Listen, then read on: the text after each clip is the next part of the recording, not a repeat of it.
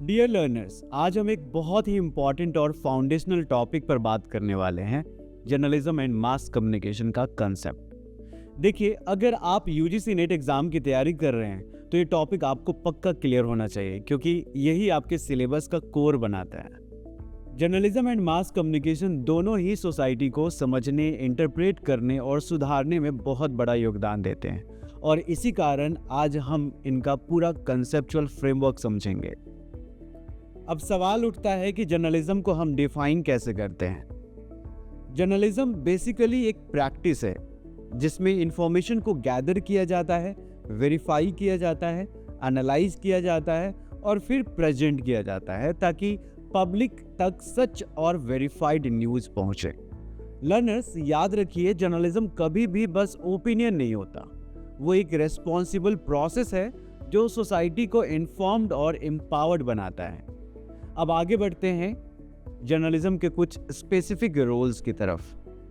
Journalism को अक्सर fourth state के नाम से जाना जाता है। जैसे लेजिस्लेचर, एग्जीक्यूटिव और जुडिशरी 3 पिलर्स हैं, वैसे ही जर्नलिज्म को चौथा पिलर्स माना गया है जो डेमोक्रेसी को प्रोटेक्ट करता है। ये एक वॉचडॉग का काम करता है, यानी सरकार या अथॉरिटी को आंसरेबल बनाए रखता है। जर्नलिज्म पब्लिक और अथॉरिटी के बीच ब्रिज भी बनाता है। पब्लिक के सवाल या समस्याएं अथॉरिटीज तक पहुंचाता है और अथॉरिटीज के फैसले पब्लिक तक ले जाता है। इसके साथ ही जर्नलिज्म कुछ कोर डेमोक्रेटिक वैल्यूज को भी सपोर्ट करता है, जैसे ट्रांसपेरेंसी, अकाउंटेबिलिटी, पब्लिक अवेयरनेस। चलिए अब हम देखेंगे कि जर्नलिज्म को डिफाइन करते समय अलग अलग इंस्टीट्यूशंस और थिंकर्स ने क्या कहा है। लर्नर्स, जर्नलिज्म को डिफाइन करने के लिए कई स्कॉलर्स और ऑर्गेनाइजेशन ने अपनी अपनी डेफिनेशंस दी है जो एग्जाम पॉइंट ऑफ व्यू से बहुत इंपॉर्टेंट है। ऑक्सफोर्ड डिक्शनरी कहता है कि जर्नलिज्म एक ऐसी एक्टिविटी या प्रोफेशन है जिसमें न्यूज़पेपर्स, मैगजीन्स या न्यूज़ वेबसाइट्स के लिए लिखा जाता है या ब्रॉडकास्ट के लिए न्यूज़ प्रिपेयर की जाती है। मतलब जर्नलिज्म का कोर एम होता है कंटेंट बनाना और डिलीवर करना जो मासेस को इन्फॉर्म करे।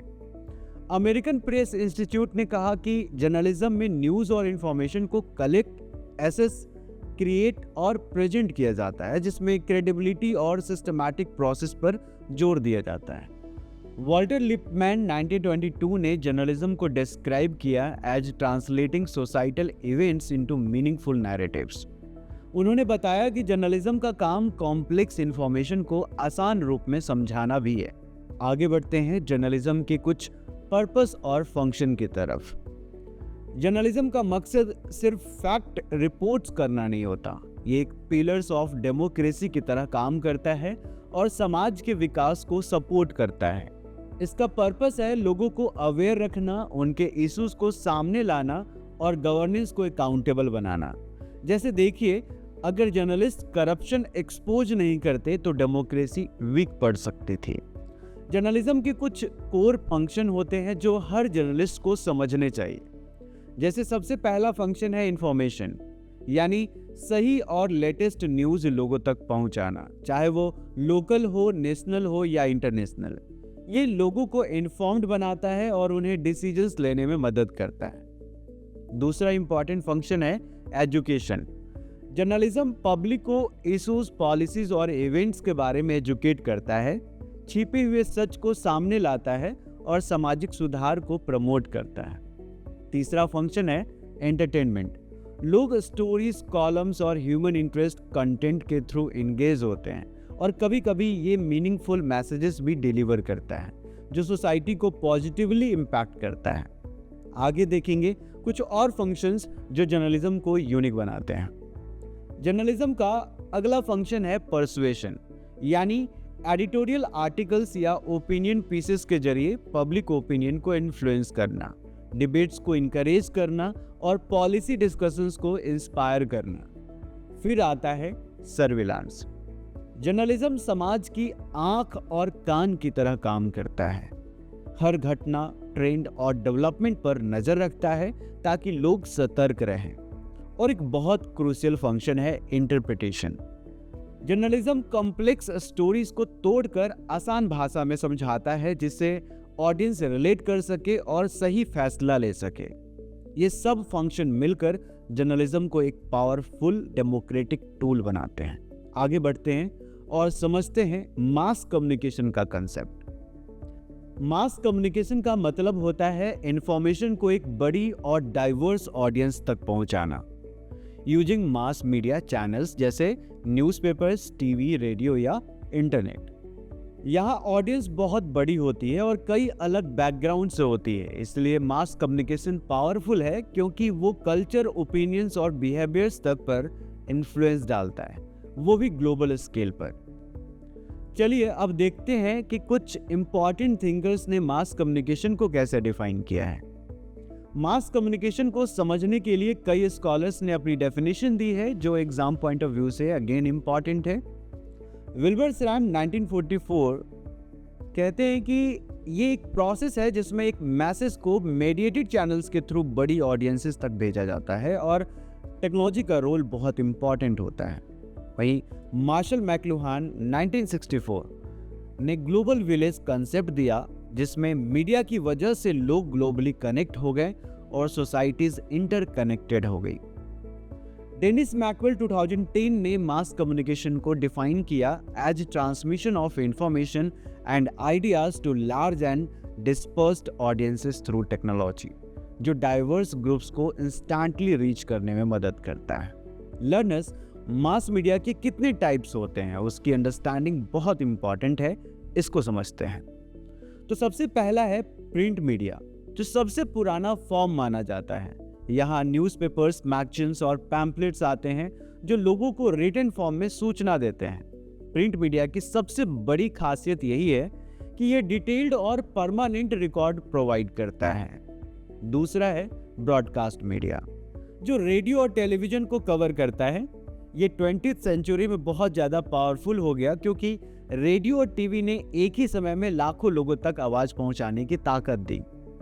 इसके मीडियम से लाइव इवेंट्स, न्यूज़ अपडेट्स और एंटरटेनमेंट प्रोग्राम्स तुरंत लोगों तक पहुंचने लगे, जिससे समाज में एक नई कनेक्टिविटी आई। चलिए अब देखते हैं डिजिटल मीडिया और आउटडोर मीडिया के बारे में। डिजिटल मीडिया, इसमें social media platforms, website, blogs और पॉडकास्ट शामिल है। डिजिटल मीडिया ने कम्युनिकेशन को बिल्कुल बदल दिया है। इंटरैक्टिव प्लेटफॉर्म्स और इंस्टेंट अपडेट्स की वजह से लोग रियल टाइम में रिएक्ट करते हैं, अपना ओपिनियन शेयर करते हैं। ये मास कम्युनिकेशन को डेमोक्रेटिक बनाता है क्योंकि अब हर कोई आवाज उठा सकता है। अगला है आउटडोर मीडिया, जिसमें बिलबोर्ड्स, पोस्टर और होर्डिंग्स आते हैं जो पब्लिक स्पेसेस में लगे होते हैं। ये लोगों को विजुअली अट्रैक्ट करते हैं, स्पेशली ट्रैवल करते वक्त या बाजार में। ये टारगेटेड एडवर्टाइजिंग और अवेयरनेस कैंपेन के लिए बहुत इफेक्टिव हैं। आगे बढ़ते हैं जर्नलिज्म और मास कम्युनिकेशन के डेवलपमेंट के हिस्टोरिकल बैकग्राउंड की तरफ। लर्नर्स, जर्नलिज्म और मास कम्युनिकेशन की जर्नी समझना बहुत ही इंटरेस्टिंग है। एंशिएंट टाइम्स में लोगों तक न्यूज़ या संदेश पहुंचाने का काम मैसेंजर्स या टाउन क्रायर्स के थ्रू होता था, जो वर्बली सुनाते थे, लेकिन इंफॉर्मेशन वेरिफिकेशन लिमिटेड होती थी। फिर आया एक रिवोल्यूशनरी स्टेप, गुटेनबर्ग का प्रिंटिंग प्रेस 1440, जिसने लिखित सूचनाएं मास लेवल पर प्रिंट करनी शुरू की और बुक्स और न्यूज़पेपर सबको अवेलेबल हुए। ये रेनेसेंस जैसे मूवमेंट्स को भी फ्यूल कर गया। 1600s में फर्स्ट न्यूज़पेपर्स आए जो अकाउंटेबिलिटी और पब्लिक अवेयरनेस को इंस्टीट्यूशनलाइज करने लगे। 1920s में रेडियो ब्रॉडकास्टिंग स्टार्ट हुई, जिसने इंस्टेंट न्यूज़ और एंटरटेनमेंट लोगों तक पहुंचाना शुरू किया।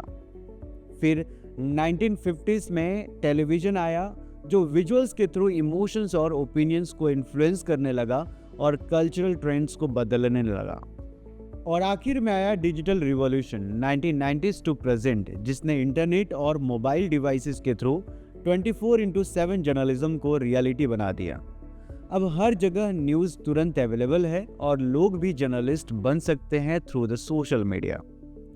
चलिए अब सोसाइटी में जर्नलिज्म और मास कम्युनिकेशन के रोल्स पर नज़र डालते हैं। जर्नलिज्म और मास कम्युनिकेशन सोसाइटी में बहुत ही जरूरी फंक्शन परफॉर्म करते हैं। सबसे पहला है डेमोक्रेटिक फंक्शन, जिसमें ये करप्शन को एक्सपोज करते हैं और अथॉरिटीज को अकाउंटेबल बनाए रखते हैं। दूसरा है इकोनॉमिक इम्पैक्ट, जिसमें मीडिया इंडस्ट्रीज एडवर्टाइजिंग और एम्प्लॉयमेंट क्रिएट करती है, जिससे इकोनॉमिक ग्रोथ होती है। फिर आता है कल्चरल ट्रांसमिशन, जो हमारे कल्चरल वैल्यूज, आइडेंटिटी और ट्रेडिशंस को प्रोटेक्ट करता है और अगली पीढ़ी तक ले जाता है। एक और बहुत ज़रूरी रोल है क्राइसिस कम्युनिकेशन, जो इमरजेंसीज जैसे फ्लड्स, पैंडेमिक्स के समय क्रिटिकल इंफॉर्मेशन तुरंत लोगों तक पहुंचाता है। तो लर्नर्स, देखा आपने कि कितना पावरफुल और मल्टी डायमेंशनल रोल होता है जर्नलिज्म और मास कम्युनिकेशन का। अब आगे देखेंगे कुछ महान थिंकर्स और उनके कुछ कंट्रीब्यूशन कर। एग्जाम पर्सपेक्टिव से कई इंपॉर्टेंट थिंकर्स आपको याद रखने होंगे। मार्शल मैकलुहान, जिन्होंने ग्लोबल विलेज का कंसेप्ट दिया और मीडिया को ह्यूमन एक्सटेंशन बताया। वॉल्टर लिपमैन, जो मीडिया को डेमोक्रेसी का एक गाइड मानते थे और इंटरप्रेटेटिव जर्नलिज्म पर फोकस करते थे। नोम चॉम्स्की, जिन्होंने मीडिया को पावर स्ट्रक्चर और प्रोपेगेंडा से कनेक्ट किया और समझाया कि मीडिया कभी कभी रूलिंग एलिट्स का नैरेटिव भी पोस्ट करता है। जॉन डीवे, जिन्होंने डेमोक्रेटिक पार्टिसिपेशन और पब्लिक ओपिनियन में मीडिया के रोल को हाईलाइट किया। सो लर्नर्स, ये थिंकर्स आपके सिलेबस में बार बार आएंगे, इसलिए इनके कीवर्ड्स याद रखें। तो लर्नर्स, आज के लेक्चर में हमने समझा जर्नलिज्म और मास कम्युनिकेशन के बारे में। हमारा अगला टॉपिक होगा मास कम्युनिकेशन इन इंडिया, जहां हम स्पेसिफिकली इंडियन कॉन्टेक्स्ट में देखेंगे कि यहाँ मीडिया कैसे डेवलप हुआ, किस तरह की चैलेंजेस और अपॉर्चुनिटीज़ रहीं। तब तक आप नोट्स रिवाइज कीजिए, कॉन्सेप्ट्स को क्लियर रखिए। Keep learning, keep growing. मिलते हैं नेक्स्ट सेशन में।